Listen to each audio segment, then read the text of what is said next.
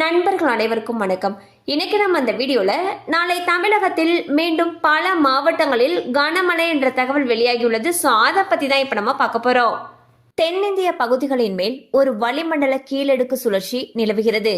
இதன் காரணமாக தமிழகத்தில் ஒரு சில இடங்களிலும் புதுச்சேரி மற்றும் காரைக்கால் பகுதிகளிலும் இன்று இடி மின்னலுடன் கூடிய பலத்த காற்றுடன் கூடிய லேசானது முதல் மிதமான மழை பெய்யக்கூடும் என்று சென்னை வானிலை ஆய்வு மையம் தெரிவித்துள்ளது.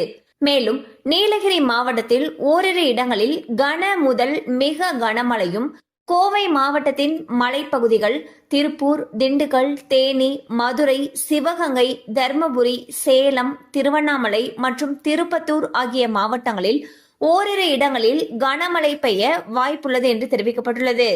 மேலும் அக்டோபர் 12ஆம் தேதியன்று கோவை, நீலகிரி, ஈரோடு, திருப்பூர், திண்டுக்கல், தேனி, தென்காசி ஆகிய மாவட்டங்களிலும் 13ஆம் தேதி கோவை, நீலகிரி, திண்டுக்கல், தேனி ஆகிய மாவட்டங்களில் கனமழை பெய்யும் என்று கூறப்பட்டுள்ளது.